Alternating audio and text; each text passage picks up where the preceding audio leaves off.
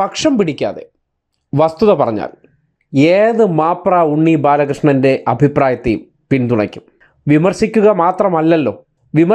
മാത്രമല്ലല്ലോ ചെയ്യേണ്ടത്. ശരി പറഞ്ഞാൽ അല്ലെങ്കിൽ യാഥാർത്ഥ്യം പറഞ്ഞാൽ അതിനെ പിന്തുണയ്ക്കണമല്ലോ. കുറ്റം പറയുന്ന മാതൃകകൾ മാപ്രകൾക്ക് മാത്രമുള്ളതാണ്. അവർ തന്നെ ശരി ചെയ്താൽ അത് തുറന്നു കാട്ടും. ഒരു രാജ്യം ഒരു തിരഞ്ഞെടുപ്പ്, ഒരു രാജ്യം ഒറ്റ ഭാഷ, ഒരു രാജ്യം ഒറ്റ നികുതി.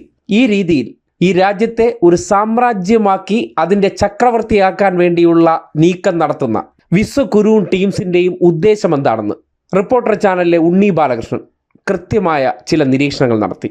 ആ നിരീക്ഷണങ്ങൾ കേട്ടപ്പോൾ അതിൽ വസ്തുതയുണ്ട്, അതിൽ അകക്കാമ്പുണ്ട്, ശരിയായ നിരീക്ഷണമാണ്. അത് ഈ രാജ്യത്തിൻ്റെ ഭാവിയെക്കുറിച്ചോർത്ത് ദീർഘവീക്ഷണമുള്ള അഭിപ്രായമായതുകൊണ്ട് തന്നെ ജനം അത് കേട്ടിരിക്കേണ്ടതാണ്. സദുദ്ദേശത്തോടു കൂടി കൊണ്ടുവരുന്ന ഒരു നിയമമല്ല. അതിൻ്റെ ഉള്ളിൽ ഒരു ഗോൾവാൾക്കറിസമുണ്ട്. ഫെഡറലിസം എന്ന് പറഞ്ഞാൽ ഇപ്പോഴേ അയിത്തമാണ്. അതിനെ എങ്ങനെ ഇല്ലാതാക്കി അവർക്ക് ഇതിനെ ഒരു സാമ്രാജ്യമാക്കി അതിൻ്റെ ചക്രവർത്തിയാകണം. അതിന് ഗോൾവാൾക്കർ ബഞ്ച് ഓഫ് തോട്ട്സിൽ എഴുതി വെച്ച ഒരു ആശയമുണ്ട്. അതിനെ വളരെ വിദഗ്ധമായി സാമ്പത്തികത്തെ എടുത്ത് ഉയർത്തിക്കാട്ടിക്കൊണ്ട് അവരുടെ ലക്ഷ്യം നടപ്പാക്കാനുള്ള പരിശ്രമമാണ് നടത്തിക്കൊണ്ടിരിക്കുന്നതെന്ന് ഈ വാചകങ്ങൾ വളരെ കൃത്യമായി തെളിയിക്കുന്നുണ്ട്. ഇനിയിപ്പോൾ ഈ BJP പറയുന്നൊരു കാര്യമുണ്ടല്ലോ, നമുക്കിങ്ങനെ ഈ പറഞ്ഞ നിരന്തരം തെരഞ്ഞെടുപ്പുകൾ നടക്കുന്നുണ്ട്, സംസ്ഥാനത്തിൻ്റെ വികസനങ്ങൾ നടക്കുന്നില്ല, രാജ്യത്തിൻ്റെ വികസനം നടക്കുന്നില്ല. കഴിഞ്ഞ 9 വർഷം കൊണ്ട് 9 സംസ്ഥാനങ്ങളിൽ ഭരണം അട്ടിമറിച്ച പാർട്ടിയാണ് ഈ BJP എന്ന് പറയുന്നത്.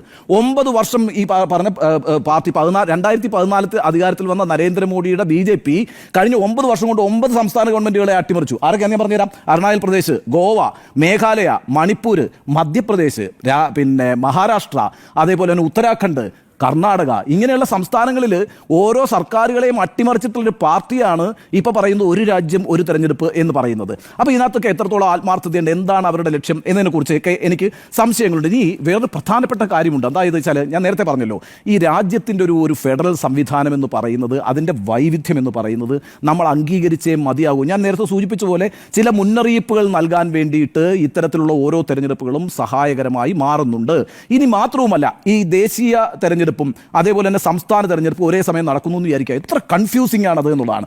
ഓരോ സംസ്ഥാന തെരഞ്ഞെടുപ്പും സംസ്ഥാനത്തെ വിഷയവുമായി ബന്ധപ്പെട്ട് തന്നെയാണ് നടക്കുന്നത്. ഞാൻ നേരത്തെ പറഞ്ഞല്ലോ, ശ്വസിക്കുന്ന വായു പോലെ തന്നെ ജീവിക്കാനുള്ള സ്വാതന്ത്ര്യവും വളരെ പരമപ്രധാനമാണ്. അത് ആർക്കും അടിയറ വയ്ക്കാൻ കഴിയില്ല. പിന്നെ ഇനി ഞാൻ ആദ്യം പറഞ്ഞ കാര്യത്തിലേക്ക് വരാം. ഈ ഫെഡറൽ സംവിധാനത്തെ ഒരിക്കലും BJP അംഗീകരിച്ചിട്ടില്ല, സംഘപരിവാറും അംഗീകരിച്ചിട്ടില്ല. സംഘപരിവാറിൻ്റെ ഐഡിയോളോഗായിട്ടുള്ള ഗോൾവാക്കർ പറഞ്ഞിട്ടുള്ള ഒരു പ്രധാനപ്പെട്ട കാര്യമുണ്ട്. എന്താണെന്ന് അറിയാം അദ്ദേഹം പറഞ്ഞിരിക്കുന്നത്? Most important and effective step will be to bury deep for good all talk of a federal structure of our country's constitution എന്നാണ്. ഇത് ഗോൾവാക്കർ അദ്ദേഹത്തിൻ്റെ ബഞ്ച് ഓഫ് തോട്ട്സിൽ പറഞ്ഞിരിക്കുന്നതാണ്. ഈ ഫെഡറൽ കോൺസ്റ്റിറ്റ്യൂഷൻ ഉണ്ടല്ലോ, അത് ഏറ്റവും ആഴത്തിൽ അങ്ങ് കുഴിച്ചു മൂടി കളയണം. എന്തുകൊണ്ടാണെന്ന് അദ്ദേഹം പറയുന്നത്? ടു സ്വീപ്പ് അവേ, അത് എന്തില്ലാതാക്കി കളയാനാണ്? The existence of all autonomous or semi autonomous states within the one state that is called Bharat. ഭാരതം എന്ന് പറയുന്ന രാജ്യത്തിനകത്ത് ഓട്ടോണമസ് ആയിട്ടുള്ള, ഏതാണ് സെമി ഓട്ടോണമസ് ആയിട്ടുള്ള സംസ്ഥാനങ്ങൾ ഉണ്ടാകാൻ പാടില്ല. ഭാരതം മാത്രമേ ഉണ്ടാകാൻ പാടുള്ളൂ. ഇത് ഗോൾവാക്കർ പറഞ്ഞിരിക്കുന്നതാണ് കേട്ടോ, ബഞ്ച് ഓഫ് തോട്ടിലാണ് പറഞ്ഞിരിക്കുന്നത്. എന്നിട്ട് അദ്ദേഹം പറയുന്നു, എന്നിട്ട് നമ്മൾ എന്താണ് ചെയ്യേണ്ടത്?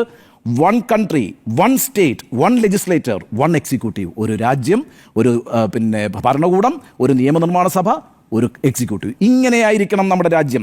വിത്ത് no trace of fragmentational, regional, sectarian, linguistic or other types of pride being given a scope for playing havoc with our integral harmony. നമ്മളുടെ ഈ പറയുന്ന ഇൻറ്റഗ്രൽ ഹാർമണി ഉണ്ടല്ലോ, നമ്മളുടെ ഈ അഖണ്ഡതയെ വെല്ലുവിളിക്കുന്ന ഒരു തരത്തിലുള്ള റീജിയണലിസവും ഒരു തരത്തിലുള്ള ലിംഗ്വിസ്റ്റിക്സും ഭാഷയും ഒരു തരത്തിലുള്ള സംസ്കാരവും അനുവദിക്കാൻ പാടില്ല. അവസാനിപ്പിക്കുന്നത് ഇങ്ങനെയാണ്: let the constitution be re examine and redrafted so as to establish a unitary form of government. അതായത് അതുകൊണ്ട് ഈ കോൺസ്റ്റിറ്റ്യൂഷൻ റീഡ്രാഫ്റ്റ് ചെയ്യണം. റീഡ്രാഫ്റ്റ് ചെയ്തിട്ടൊരു യൂണിറ്ററി ഗവൺമെന്റ് ഉണ്ടാക്കുക എന്നുള്ളതാണ് ഗോൾവാക്കർ പറഞ്ഞിരിക്കുന്നത്. അതാണിപ്പം സംഘപരിവാറിൻ്റെ ആശയം എന്നുള്ളതിലേക്ക് മോഡി ഇന്നിപ്പം അവതരിപ്പിച്ചിരിക്കുന്ന വൺ നേഷൻ വൺ ഇലക്ഷൻ. ഞാൻ ഇത്രയേ പറയുന്നുള്ളൂ. നിങ്ങൾ ഒരു രാജ്യമായി തന്നെ ഇതിനെ കാണണം. കേന്ദ്ര സർക്കാരിനോട് പറയാനുള്ള ഒരു കാര്യം അതാണ്. ഇതിനൊരു രാജ്യമായി നിങ്ങൾ ആദ്യം കാണണം. എന്നിട്ട് എല്ലാ സംസ്ഥാനങ്ങളോടും തുല്യനീതിയോടുകൂടി പെരുമാറണം. അവിടെ ഞങ്ങൾ ഭരിക്കുന്ന സംസ്ഥാനം, പ്രതിപക്ഷം ഭരിക്കുന്ന സംസ്ഥാനം, ഞങ്ങളുടെ ശത്രുക്കൾ ഭരിക്കുന്ന സംസ്ഥാനം, അങ്ങനെയുള്ള വേർതിരിവൊന്നും പാടില്ല. ആദ്യം ഒരു രാജ്യം രാജ്യം എന്നുള്ള കൺസെപ്റ്റിൽ നിങ്ങൾ നന്നായി അതിനെ വിശദീകരിച്ച് നന്നായി നിർവചിച്ച് ഒരു രാജ്യസ്നേഹമുള്ള ഒരു രാജ്യത്തെ മൊത്തമായി കാണുന്ന ഒരു സർക്കാരായി മാറണം. അതിനുശേഷം നമുക്ക് ഈ തെരഞ്ഞെടുപ്പ്, ഒറ്റ തെരഞ്ഞെടുപ്പ് എന്നൊക്കെ പറയുന്ന കാര്യങ്ങളെക്കുറിച്ച് ആലോചിക്കാം. അല്ലാതെ ഉത്തരാഖണ്ഡിൽ പിന്നെ പ്രളയമുണ്ടാകുമ്പോൾ അവിടെ 1000 കോടി കൊടുക്കുകയും ബീഹാറിൽ പ്രളയമുണ്ടാകാൻ സാധ്യതയുണ്ടെന്ന് കരുതി 10,000 കോടി കൊടുക്കുകയും ഇവിടെ പാവപ്പെട്ട വയനാട്ടിലുള്ള ആളുകൾ 1 രൂപ പോലും കിട്ടാതെ കിടക്കുകയും ചെയ്യുന്ന ഒരു സാഹചര്യം ആദ്യം ഒഴിവാക്കുക. അതൊക്കെ ഒഴിവാക്കിയിട്ട് ഈ രാജ്യസ്നേഹം ആദ്യം എല്ലാവരും ഒറ്റക്കെട്ടാണെന്നും എല്ലാവർക്കും തുല്യ നീതിയും സമത്വവും കിട്ടണം എന്നുമൊക്കെയുള്ള കാര്യങ്ങൾ ആദ്യം നടപ്പാക്കിയതിനു ശേഷം നമുക്ക് ഈ തെരഞ്ഞെടുപ്പ് പോലുള്ള ഒറ്റ തെരഞ്ഞെടുപ്പ് പോലുള്ള കാര്യങ്ങൾ ആലോചിക്കുന്നതായിരിക്കും നല്ലത് എന്നാണ് എൻ്റെ ഒരു അഭിപ്രായം.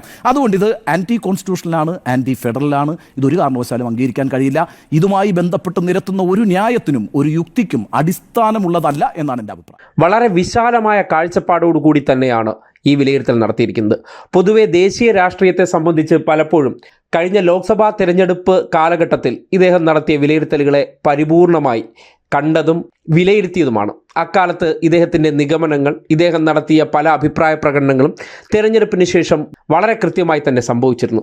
പക്ഷേ അതിനുശേഷം അദ്ദേഹം ഹൈജാക്ക് ചെയ്യപ്പെട്ട് കോൺഗ്രസിൻ്റെ സതീശ നിലവാരത്തിലേക്ക് എത്തിയപ്പോഴാണ് പലപ്പോഴും വിമർശിച്ചിട്ടുള്ളത്. എന്നാൽ രാജ്യത്തെ സംബന്ധിക്കുന്നിടത്തോളം ഒരു പ്രധാനപ്പെട്ട ബില്ലിൽ ഒരു രാജ്യം ഒറ്റ തെരഞ്ഞെടുപ്പ് എന്നുള്ള സാമ്പത്തികത്തെ ചൂണ്ടിക്കാട്ടിക്കൊണ്ട് നടത്തുന്ന പരിശ്രമം അത് അത്ര നിഷ്കളങ്കമല്ല. കാര്യം എന്തിലും ഏതിലും ഇവർ ആദ്യം എടുത്ത് ഉയർത്തിക്കാട്ടുന്നത് ചെലവിൻ്റെ കാര്യമാണ്. പക്ഷേ ഇടുന്ന കോട്ട് അത് 20 ലക്ഷം രൂപ, കഴിക്കുന്ന കൂണ് അത് കിലോയ്ക്ക് 20,000 രൂപ, സഞ്ചരിക്കുന്ന ഫ്ലൈറ്റ് അത് 8,000 കോടി രൂപ.